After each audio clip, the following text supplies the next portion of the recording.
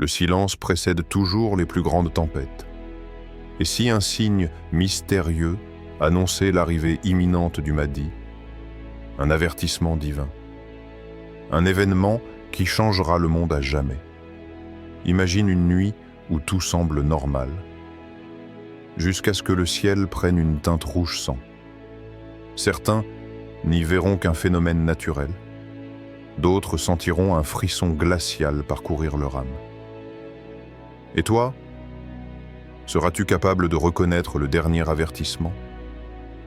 Dans cette vidéo, nous allons plonger dans une prophétie troublante annoncée par le prophète Muhammad, paix et salut sur lui, un signe interdit, redouté et pourtant imminent.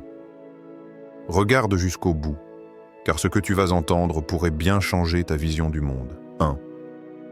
Une nuit où le monde bascule. Le silence enveloppe la terre. Un calme anormal précède toujours les plus grandes tempêtes. Les animaux semblent ressentir quelque chose d'invisible à l'œil humain. Les oiseaux cessent de chanter, les chiens regardent le ciel, inquiets, et même le vent semble hésiter avant de souffler à nouveau.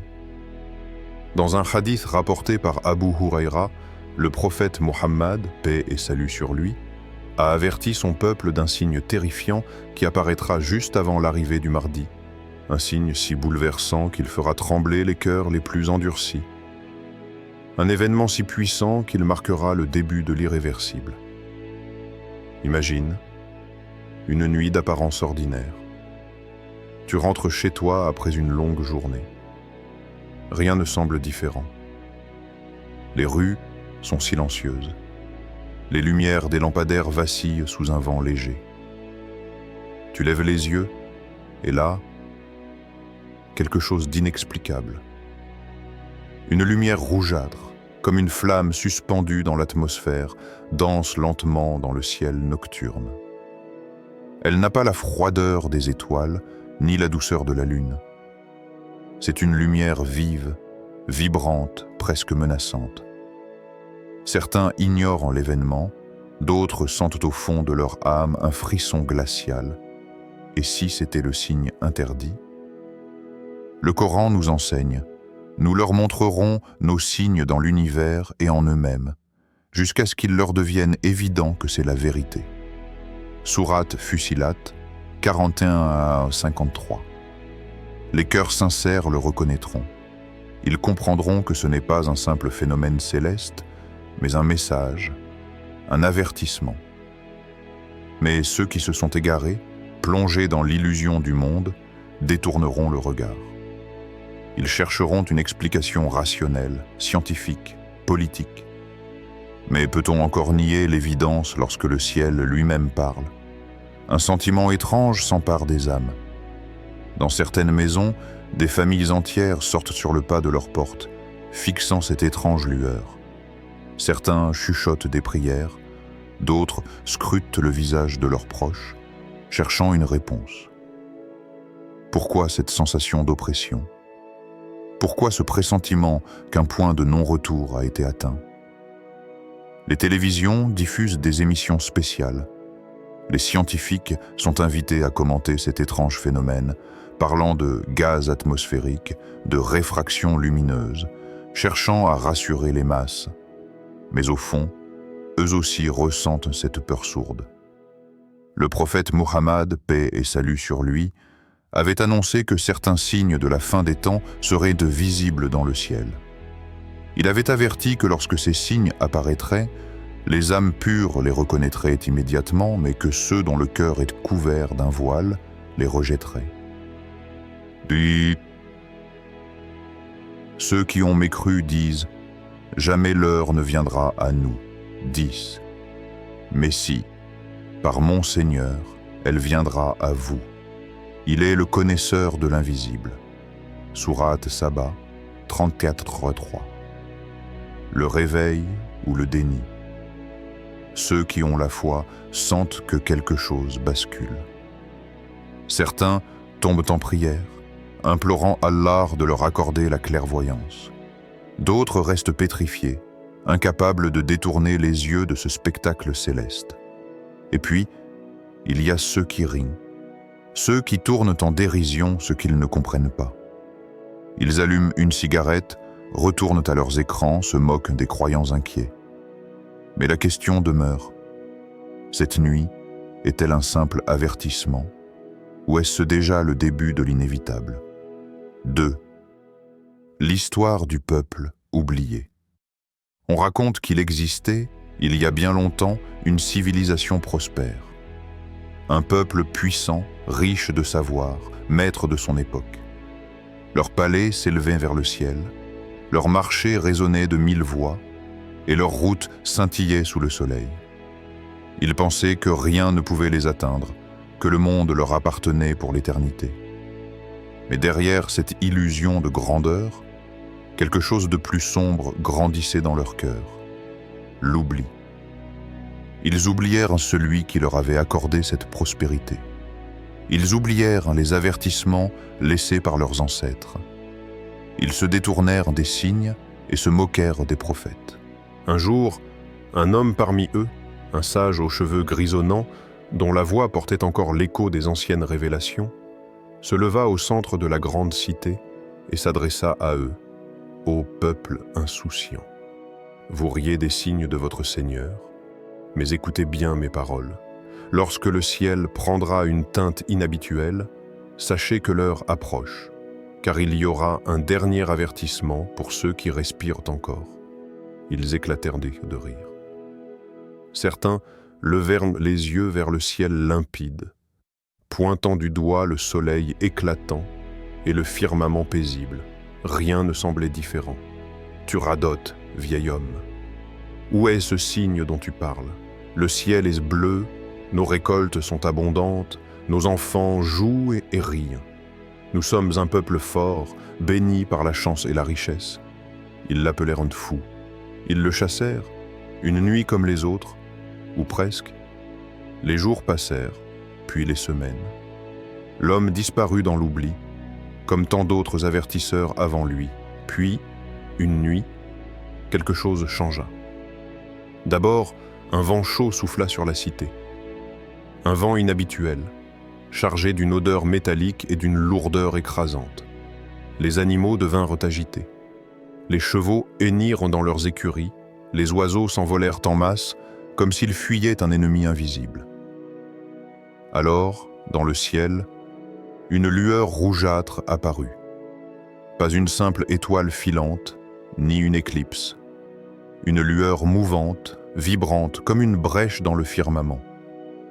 Ceux qui étaient encore éveillés fixèrent ce phénomène avec une fascination mêlée de crainte. Une rumeur se propagea dans les rues, certains chuchotaient des prières, d'autres restèrent figés, incapables de comprendre ce qu'ils voyaient. Mais il y avait aussi ceux qui refusèrent d'y voir un signe. Un simple reflet des nuages, une illusion créée par le désert. Demain matin, tout sera normal. Le matin où tout disparut.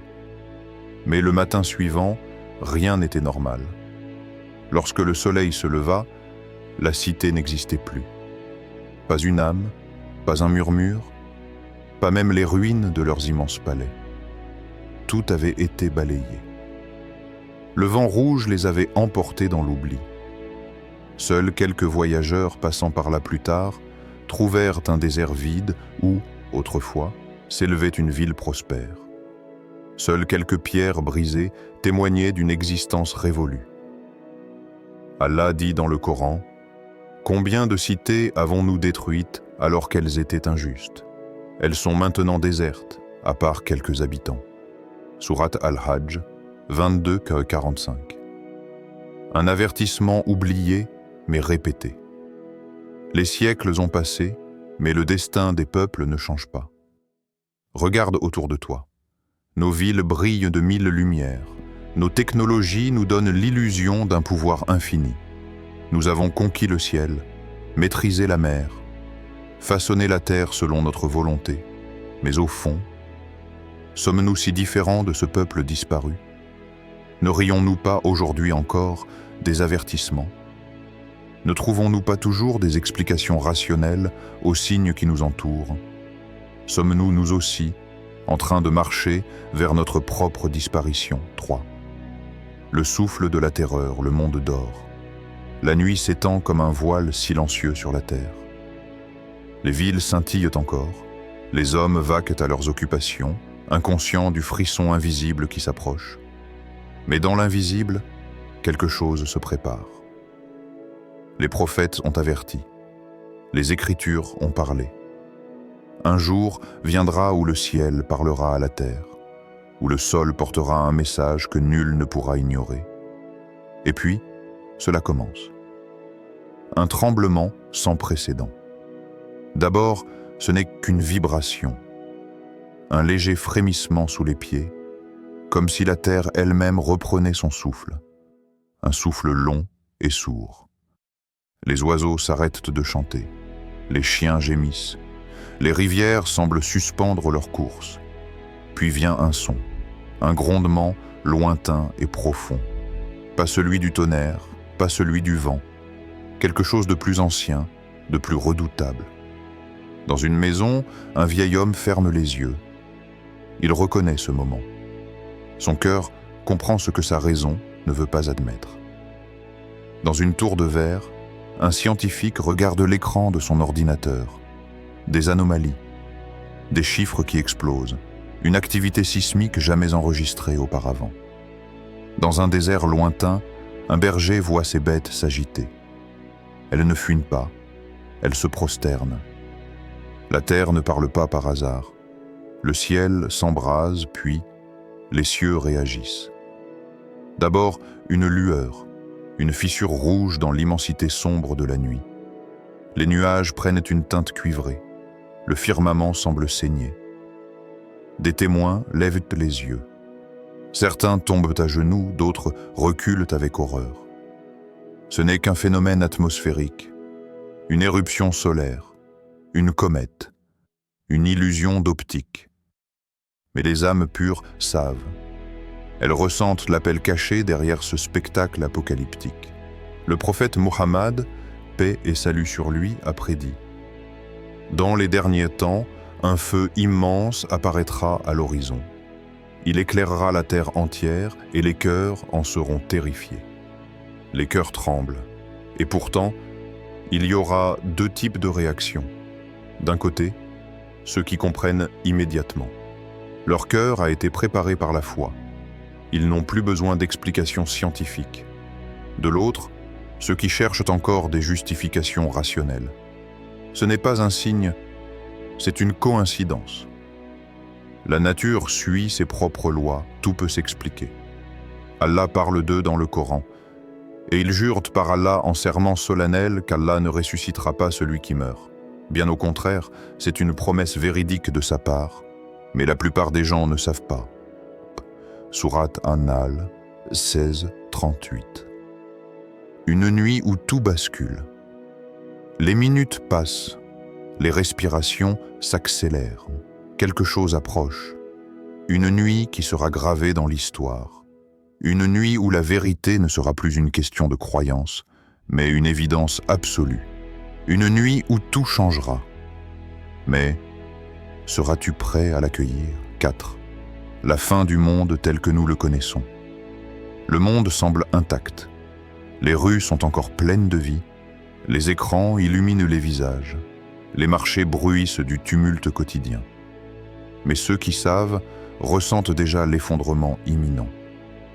Il commence là où l'œil ne regarde pas. Dans l'invisible, un rêve prémonitoire. Un homme pieux raconte son rêve. Il voit une ville, immense et prospère. Ses tours de verre défient le ciel. Ses rues résonnent du bruit de la modernité. Un monde sûr de lui, sûr de sa science, sûr de sa puissance. Mais soudain, une lumière descend du ciel. Pas une lumière réconfortante. Un éclat qui fige tout. Le béton se craquelle sous son impact. Les machines s'arrêtent, les ondes disparaissent, les hommes veulent crier, mais aucun son ne sort de leur gorge. Puis une voix profonde, ancienne, inébranlable. Lorsque ce feu apparaîtra, sache que la patience des cieux arrive à son terme. Ce feu, il ne brûle pas la chair, il consume l'âme. Les cœurs noirs sont réduits en cendres, tandis que les cœurs purs ressentent une paix inexplicable. Le chaos avant l'aube. Cette vision n'est-elle qu'un rêve? Ou est-elle le reflet d'une réalité qui approche? Les traditions rapportent que l'arrivée du Mahdi sera précédée d'un chaos sans précédent, un bouleversement si profond qu'il redéfinira tout. Le Mahdi apparaîtra à un moment où le monde sera en proie à des tremblements et des troubles. Hadith rapporté par Abu Daoud. Regarde autour de toi. Les signes se multiplient, des nations s'effondrent, d'autres s'élèvent sans justice. Des guerres éclatent sous des prétextes futiles. La terre gronde, les océans montent, le ciel envoie des avertissements. Mais combien lèvent vraiment les yeux vers ces signes? Le point de non-retour. Dans un autre hadith, il est rapporté que lorsque certains signes de la fin apparaîtront, il sera trop tard pour croire. Allah nous le rappelle dans le Coran, le jour où certaines merveilles de ton Seigneur viendront, la foi en elles ne profitera à aucune âme qui n'aura pas cru auparavant. Sourate Al-An'am 6, 58. L'avertissement est clair. Une fois la vérité dévoilée, il ne restera plus qu'à subir les conséquences. Certains verront et comprendront, d'autres fermeront les yeux jusqu'au dernier instant. Et toi, as-tu déjà ouvert les tiens? 5. Un dernier espoir avant l'inévitable. Le temps s'étire. Un jour se lève, semblable à celui d'hier, mais l'est-il vraiment? Les villes sont toujours debout, la vie continue son cours. Et pourtant, quelque chose a changé. Ceux qui observent avec les yeux du cœur sentent l'invisible se rapprocher, comme un frisson sur la nuque, comme une certitude muette gravée au fond de l'âme. Le Mahdi ne viendra pas comme un miracle pour ceux qui ne l'ont jamais attendu. Il sera une lumière pour ceux qui l'ont cherché dans l'obscurité. Le retour vers Allah. Une urgence. Certains diront, mais alors, que faire?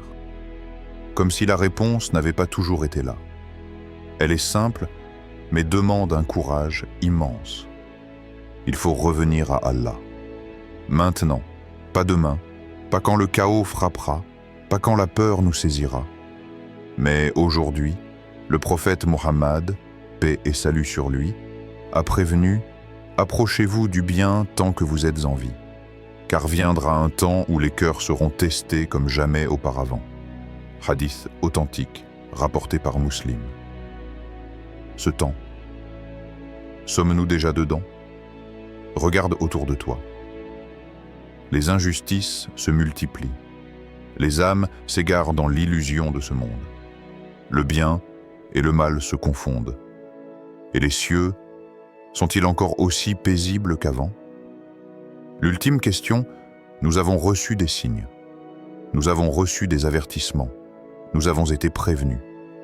Mais écoutons-nous vraiment? Le dernier avertissement n'attend pas.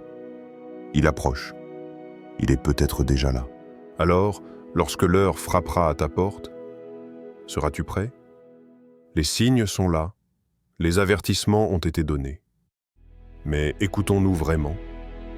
Le Mahdi ne viendra pas pour ceux qui l'attendent passivement. Il sera le refuge de ceux qui auront purifié leur cœur avant que l'heure n'arrive. Et cette heure, est-elle plus proche que nous ne le pensons? Regarde autour de toi. Le monde est-il encore celui d'hier? La question est simple.